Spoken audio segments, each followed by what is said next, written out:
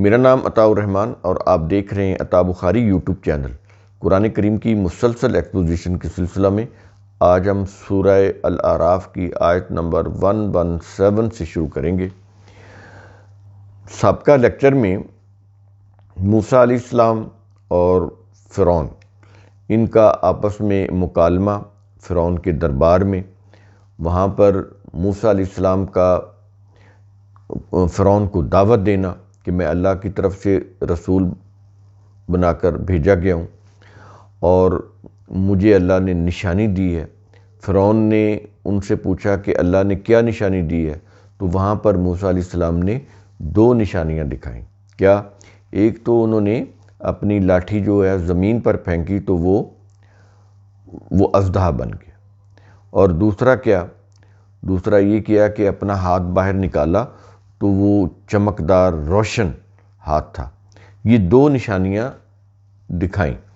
تو یہ نشانیاں دیکھ کر جو فرعون کے دربار میں بنی اسرائیل کے جو سردار تھے، جو اس کے مقربین تھے فرعون کے، وہ آپس میں ایک دوسرے سے مشورہ کرنے لگے کہ اب کیا کیا جائے، یہ تو اس نے بہت بڑا جادو دکھا دیا ہے۔ تو انہوں نے پھر آپس میں مشورہ کر کے فرعون سے کہا کہ ان 2 بھائیوں کا جو معاملہ ہے، موسیٰ اور ان کے بھائی ہارون علیہ السلام، ان کے معاملے کو فی الحال پینڈنگ کر دیں، ملتوی کر دیں۔ پہلے تو مختلف شہروں میں ہرکارے بھیجیں، نقیب بھیجیں، جو نامور جادوگروں کو جمع کر کے یہاں لے کر آئیں، یہاں وہ جمع ہوں اور موسیٰ کا مقابلہ کریں۔ تو اس کے لیے پھر وہ ہرکارے اور نقیب بھیجے گئے۔ وہ مختلف جادوگر، جو نامور جادوگر تھے، ان کو لے کر آئے اور فرعون کی دربار میں، اور وہاں پہ پھر موسیٰ علیہ السلام اور وہ جو جادوگر تھے ان کا آپس میں مکالمہ ہوا۔ تو انہوں نے کہا کہ آپ کچھ زمین میں ڈالیں، جو بھی آپ نے جو کچھ بھی کرنا ہے، تو یا ہم پہلے ڈالیں۔ تو موسیٰ علیہ السلام نے کہا نہیں، پہلے تم ڈالو۔ تو انہوں نے کیا کیا کہ لوگوں کی آنکھوں کے اوپر جادو کر دیا، ان کی نظر بندی کر دی، اور اس سے کیا کیا کہ جو انہوں نے لاٹھیاں اور رسیاں زمین پر پھینکی تھیں وہ سانپ بنی، اور ان کو سانپ بنتی نظر آئیں۔ یوں کہہ لیں کہ ایکچولی تو وہ سانپ نہیں تھی، لیکن نظر بندی ہونے کی وجہ سے لوگوں کو ایسے لگا کہ جیسے وہ سانپ ہے۔ اس سے ان کے دلوں کے اوپر انہوں نے خوف طاری کر دیا جادوگروں نے۔ تو اس طرح انہوں نے زبردست جادو کا ٹرک دکھایا، اور لوگ جو ہیں اس سے مرعوب بھی ہو گئے، خوف زدہ بھی ہو گئے کہ یہ تو بہت بڑا کوئی جادوگر ہے، انہوں نے رسیوں کو، لاٹھیوں کو سانپ بنا دیا ہے۔ تو اس طرح یہ جو چیز تھی نا، یہ پھر مقابلہ شروع ہوا فرعون کے دربار۔ تو اب اللہ تعالیٰ نے موسیٰ علیہ السلام کو وحی کی۔ اس کے بعد انہوں نے تو جو دکھانا تھا دکھا دیا، کیونکہ موسیٰ علیہ السلام نے کہا کہ پہلے تم کرو، پہلے تم نے جو مظاہرہ کرنا ہے نا اپنا جادو کا وہ کرو، اس کے بعد میں پھر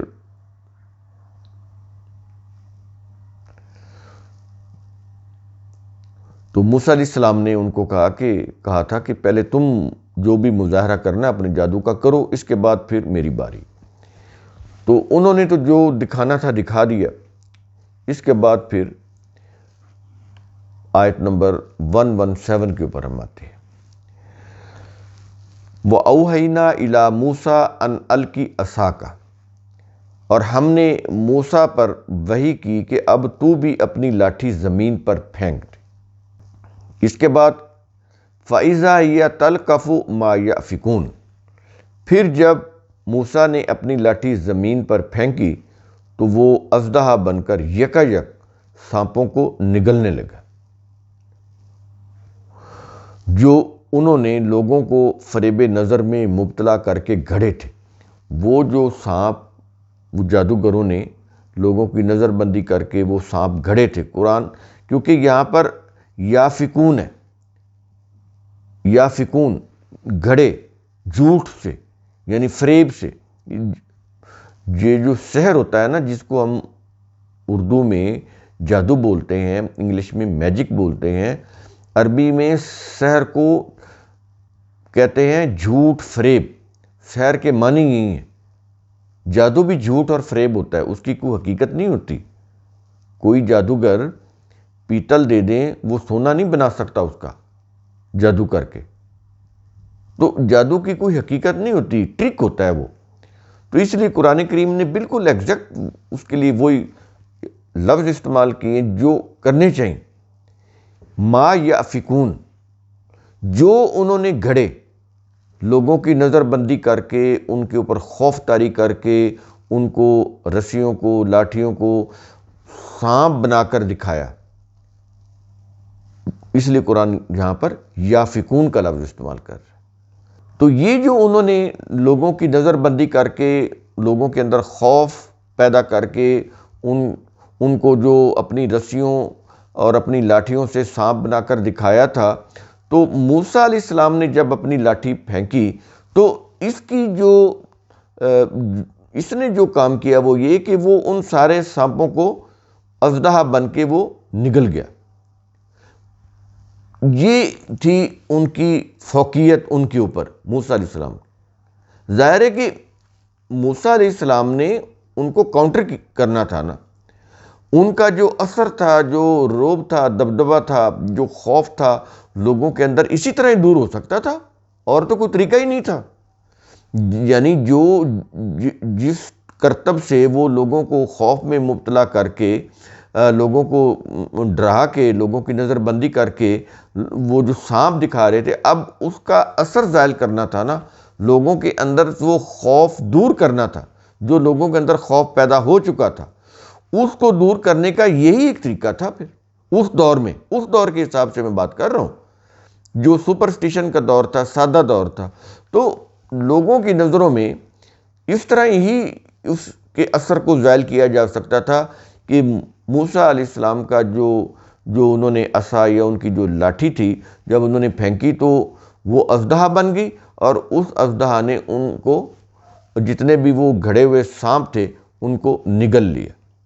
اس سے وہ جو جادوگر تھے وہ ان کو بھی ایک جھٹکا لگا کہ یہ کیا ہوا، کہ اتنا بڑا ہم نے جادو دکھایا، تو آنے واحد میں ایسے یکا یک اس کو ختم بھی کر دیا، اس جادو کو، ہمارے سانپوں کو وہ نگل گیا اژدہا۔ تو اس سے وہ بھی پریشان ہوئے کہ یہ کیسے ہو سکتا ہے، اتنا بڑا جادو کیسے ہو سکتا ہے، کیونکہ وہ تو یہی سمجھتے نا کہ جو ہم نے کر کے دکھا دیا کوئی کر ہی نہیں سکتا، اور یہاں تو یہ ہو گیا، تو وہ تو الٹا وہ سب کچھ زیرو ہو گیا، جو کچھ بھی انہوں نے کر کے دکھایا تھا اس کو تو اژدہا نے نکل لیا۔ تو اس سے وہ جو جادوگر تھے وہ سوچ میں پڑ گئے کہ یہ کیا ہوا۔ اس کے بعد آیت نمبر 118، فَوَقَعَ الْحَقُّ وَبَطَلَ مَا كَانُوا يَعْمَلُونَ، اس طرح حق ثابت ہو گیا اور جو کچھ جادوگروں نے کیا تھا سب باطل قرار پایا۔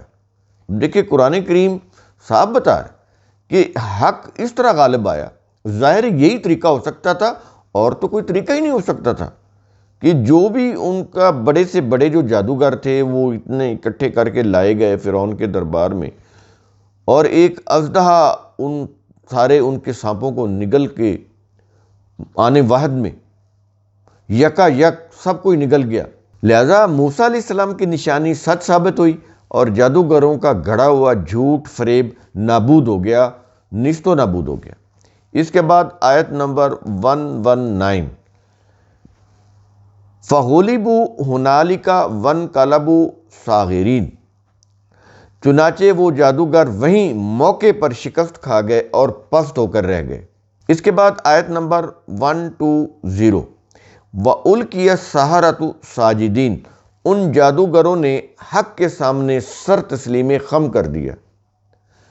دیکھیں کہ کس طرح ان کا جادو نیست و نابود ہوا، اور جب انہوں نے دیکھ لیا کہ یہ کام کوئی جادوگر نہیں کر سکتا، ان کو جب یہ یقین ہو گیا کہ یہ کام کوئی جادوگر نہیں کر سکتا، کہ ہمارے بنائے ہوئے سانپوں کے اوپر ایک اژدہا آ جائے اور وہ ان کو نگل لے، اس سے انہوں نے یقین کر لیا کہ یہ جادوگر نہیں ہو سکتا، یہ تو کوئی اور ہی کوئی چیز ہے، یہ تو کوئی اور ہی معاملہ ہے۔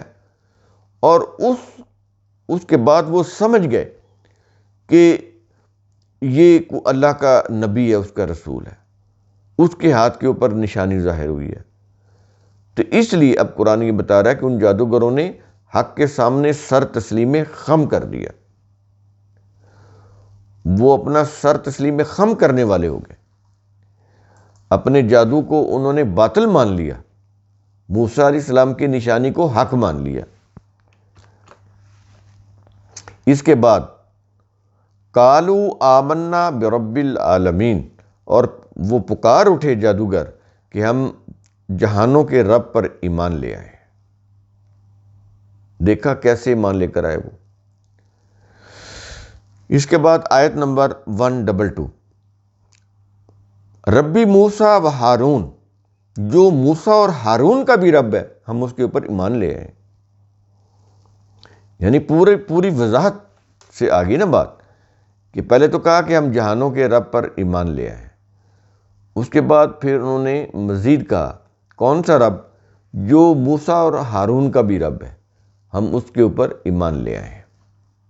اب فرعون جو ہے وہ یہ سب کچھ دیکھ رہا تھا، وہ کیسے یہ برداشت کر سکتا تھا؟ اس کے بعد پھر فرعون کی بات ہو رہی ہے، آیت نمبر 123، قال فرعون آمنتم بہ قبل ان آذن لکم، فرعون نے کہا تم میری اجازت دینے سے پہلے ہی موسیٰ پر ایمان لے آئے ہو؟ جادوگروں سے کہا بغیر میری اجازت کے تم موسیٰ پر ایمان لے آئے ہو؟ بلایا میں نے تمہیں اس کا مقابلہ کرنے کے لیے، اور الٹا تم اسی کے اوپر ایمان لے آئے ہو۔ اس کے بعد اگلے الفاظ ہیں، ان ھذا لمکر، ضرور یہ کوئی چال ہے، فرعون نے کہا ضرور یہ کوئی چال ہے۔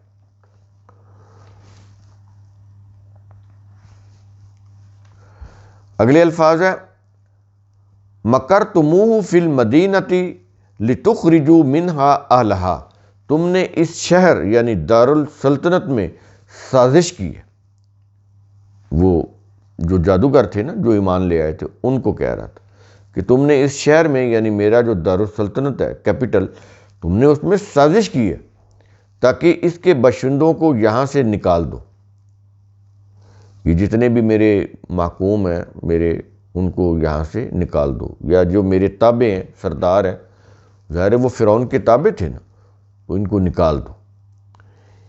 اس کے بعد اگلے الفاظ ہیں اس آیت کے آخر میں، فسوف تعلمون، اب جلد ہی تمہیں اس کا انجام معلوم ہو جائے گا۔ یہ فرعون نے جادوگروں سے کہا، تمہیں ابھی پتہ چل جاتا ہے کہ میں تمہارے ساتھ کیا کرنے والا ہوں۔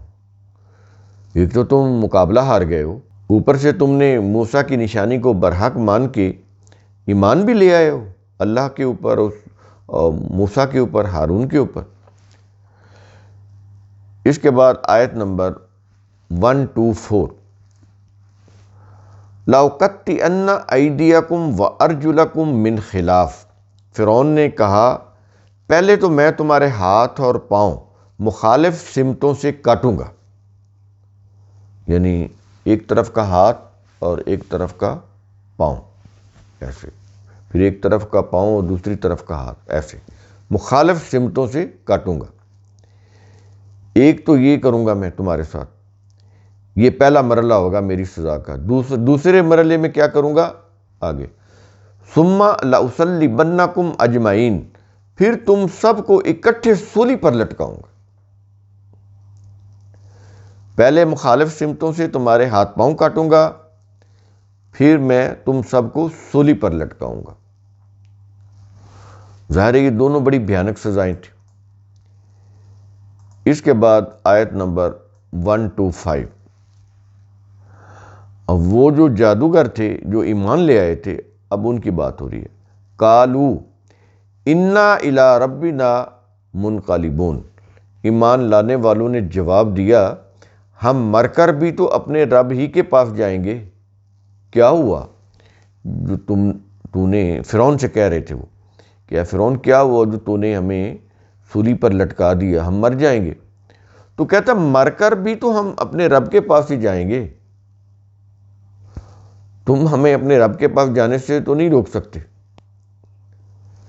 یعنی اس قدر پختہ وہ ایمان لے کر آئے تھے کہ اتنی بھیانک سزائیں سننے کے بعد فرعون کو یہ جواب دے رہے تھے کہ مر کر بھی تو ہم اپنے رب کے پاس ہی جائیں گے، کہیں اور تو نہیں جائیں گے، تمہارے غلام تو نہیں بن رہیں گے، تمہارے محکوم تو نہیں رہیں گے نا،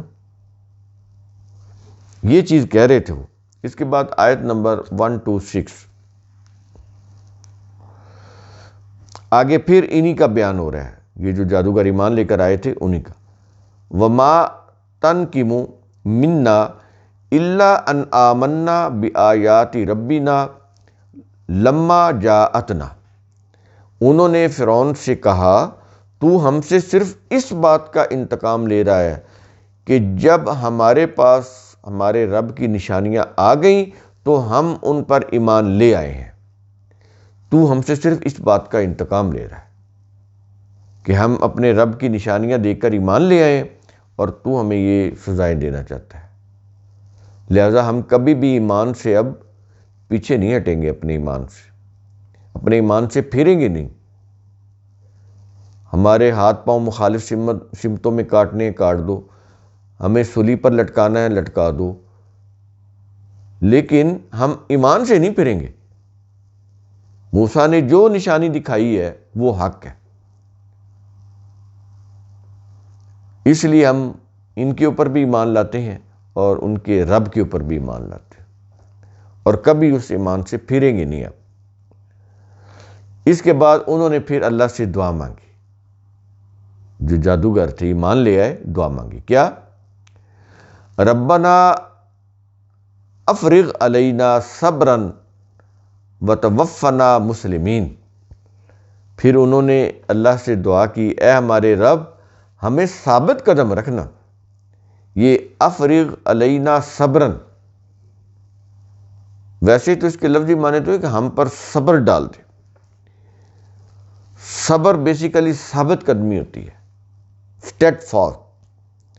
تو انہوں نے اللہ سے دعا کی کہ ہم ایمان لے آئے ہیں، اب اس ایمان لانے کے نتیجے میں ہمیں ان کٹھن مراحل سے گزرنا پڑے گا، تکلیفوں سے، مصیبتوں سے، پریشانیوں سے، تو ہمیں ثابت قدم رکھنا۔ اس کی دعا بھی انہوں نے اللہ سے کی، اور پھر اگلی چیز کیا کہی؟ اور اس حال میں فوت کرنا کہ ہم تیرے ہی فرما بردار ہوں۔ ہماری جو حالت ہے موت کے وقت، اس میں بھی ہم تیرے ہی فرما بردار، کسی اور کے فرما بردار نہ ہو، فرعون کے محکوم اور غلام نہ ہو، تیرے ہی محکوم اور غلام، تیرے فرما بردار، اس حالت میں ہمیں موت آئے۔ یہ انہوں نے دعا کی۔ دیکھ رہے ہیں کہ قرآن کریم کے اندر جگہ جگہ دعاؤں کا ذکر ہے، اللہ سے دعا کی انہوں نے۔ اس کے بعد آیت نمبر 127، اب وہ جو دربار کے اندر فرعون بیٹھے ہوئے، فرعون کے جو درباری تھے نا، جو بڑے بڑے سردار تھے بنی اسرائیل کے، وہ اب فرعون سے جو انہوں نے کہا، آگے اس آیت کے اندر آ رہا ہے، وَقَالَ الْمَلَأُ مِنْ قَوْمِ فِرْعَوْنَ أَتَذَرُ مُوسَىٰ وَقَوْمَهُ لِيُفْسِدُوا فِي الْأَرْضِ وَيَذَرَكَ وَآلِهَتَكَ۔ اور قوم فرعون کے سرداروں نے فرعون سے کہا، تو نے جادوگروں کو تو سزا سنا دی، لیکن کیا تو موسیٰ اور اس کی قوم کو یوں ہی چھوڑ دے گا تاکہ وہ ملک میں فساد پھیلائیں اور تجھے اور تیرے خداؤں کو چھوڑ دیں؟ اب یہ سردار جو تھے نا، فرعون کو بھڑکا رہے تھے مزید۔ وہ تو پہلے ہی بہت ان کے اوپر بھڑکا ہوا تھا، جادوگروں کے اوپر جو ایمان لے آئے تھے اس کی اجازت کے بغیر۔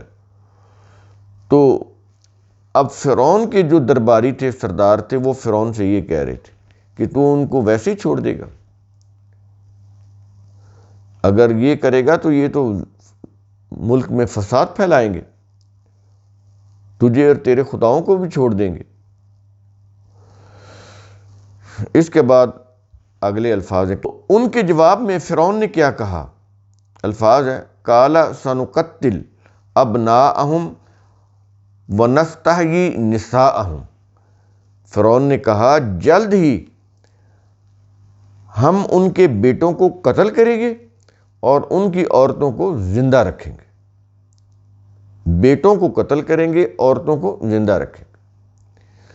یہاں یہ بھی چیز سمجھ لیں کہ اگر وہ سارے بیٹے قتل کر دیتا تو پھر اس کی غلامی میں کون رہتا؟ یہاں پر وہ بیٹے مراد ہیں جو غیور ہوں، غیرت مند ہوں، حریت پسند ہوں، آزادی اور حریت کی جنگ لڑنے والے ہوں، غلامی کے اوپر صبر کرنے والے نہ ہوں کہ غلامی مل گئی بس چلے روٹی تو مل رہی ہے نا، بے شک وہ عزت کی روٹی نہ بھی ہو، مل تو رہی ہے، اس کے اوپر قناعت کر کے بیٹھ جائیں. ایسے لوگوں کو اس نے قتل کر کے کیا کرنا تھا؟ ایسے لوگ تو اس کی ضرورت تھے. تو یہاں پر جن لوگوں کی، جن بیٹوں کی وہ قتل کی بات کر رہا ہے، وہ غیور حریت پسند جو فرعون کی بادشاہت کے لیے خطرہ بن سکتے تھے، جو آزادی کی تحریک چلا سکتے تھے، ان کی بات ہو رہی ہے. سارے مردوں کی، سارے نوجوانوں کی بات نہیں ہو رہی. اور عورتوں کو زندہ رکھیں گے، ظاہر ہے عورتیں تو ویسے ہی کمزور ہوتی ہیں معاشرے کے اندر، ان کو وہ اپنی لونڈی بنا لیتا، ان سے کام بھی کرواتا اور جسمانی خواہش بھی پوری کرتا. تو یہ چیز اس نے کہی فرعون نے. اور پھر اپنی اس بات کو ثابت کرنے کے لیے اس نے مزید آگے کہا وَإِنَّا فَوْقَهُمْ قَاهِرُونَ، کیونکہ ہم ان پر پوری طرح حاوی ہیں، ان لوگوں کے اوپر ہم پوری طرح حاوی ہیں. فرعون نے کہا تو ہم ایسا کر سکتے ہیں. تو اب موسیٰ نے کہا، آیت نمبر 128، قَالَ مُوسَىٰ لِقَوْمِهِ اسْتَعِینُوا بِاللَّهِ وَاصْبِرُوا. موسیٰ نے اپنی قوم سے کہا تم اللہ سے مدد مانگو اور ثابت قدم رہو. دیکھ لیا یہ نبی کی دعوت، دیکھیں آپ کہ اللہ سے مدد مانگو، اللہ سے، اپنے اولیاء سے نہیں. ہمارے ہاں تو یہ ہے نا کہ یا علی مدد، یا رسول مدد، یا غوث مدد. نبی کیا کہہ رہا تھا کہ اللہ سے. تو اللہ سے ہی مدد مانگنی چاہیے، کسی اور سے نہیں. جتنے بھی انسان ہیں، وہ انبیاء ہوں، وہ اولیاء ہوں، وہ صالحین ہوں، کوئی بھی ہوں، وہ سب کے سب اللہ کے محتاج ہیں. سب کا مددگار اللہ ہے، سب کا کارساز اللہ ہے، انسان نہیں. اس لیے نبی نے ان کو دعوت دی، موسیٰ علیہ السلام نے، کہ تم اللہ سے مدد مانگو اور دوسری چیز تم ثابت قدم رہو. وَاصْبِرُوا، صبر کرو یعنی ثابت قدم رہو. اس کے بعد کہا کہ اِنَّ الْأَرْضَ لِلَّهِ، زمین تو اللہ ہی کی ہے. یہ فرعون کہتا رہا میں تمہارا رب ہوں، میرے آرڈر سے تمہیں کھانا ملتا ہے، میں نہ چاہوں تو تمہیں کھانا ہی نہیں ملے گا. کہتا ہے زمین تو اللہ کی، فرعون کی تو نہیں ہے. دیکھ لیں فرعون کے دربار میں کھڑے ہو کے موسیٰ علیہ السلام کیا بات کر رہے تھے. کیونکہ فرعون کہتا تھا کہ میں رب ہوں تمہارا، لوگوں سے کہتا تھا، اور فرعون کے سامنے موسیٰ علیہ السلام کہہ رہے تھے زمین تو اللہ ہی کی ہے، فرعون کی تو نہیں ہے. اس کے بعد اگلے الفاظ ہیں یورثھا من یشاء من عبادہ، وہ اپنے بندوں میں سے جسے چاہے اس کا وارث بنا دے. لہذا فرعون سے ڈرنے کی ضرورت نہیں ہے. آج اگر یہ حکمران ہے، کل وہ چاہے تو تمہیں حکمران بنا دے. تو اس لیے ثابت قدم رہو، اللہ سے مدد مانگو اور ثابت قدم رہو. اس کے بعد اس آیت کا اختتام ہو رہا ہے والعاقبۃ للمتقین، اور انجام خیر تو اللہ کی نافرمانی سے بچنے والوں کے حق میں ہی ہوتا ہے. یہ متقین کون ہوتے ہیں؟ اللہ کی نافرمانی سے بچنے والے۔ تو موسیٰ علیہ السلام نے ان سے کہا کہ جو انجام خیر ہے، بالآخر جو خیر ہونی ہوتی ہے، جو انجام کار ہوتا ہے، اچھا انجام کار، وہ تو متقین کے حق میں ہی ہوتا ہے، مجرمین کے حق میں نہیں۔ یعنی فرعون جیسے لوگوں کے حق میں نہیں ہوتا انجام خیر، وہ انجام بد ہوتا ہے۔ انجام خیر متقین کے لیے ہے۔ ٹھیک ہے، ان کو مصائب آئیں گے، پریشانیاں آئیں گی، مشکلات آئیں گی، دشواریاں آئیں گی، لیکن آخر کار ایٹ دا اینڈ انجام خیر متقین کا ہی ہوگا، مجرمین کا نہیں۔ تو اب ہم آیت نمبر 128 پہ آ گئے ہیں، 128 کے اوپر۔ تو قرآن کریم کا اصول ثم تفکروا، اس کی روح سے آپ خود بھی سوچا کریں، سمجھا کریں، غور و فکر کیا کریں۔ شکریہ۔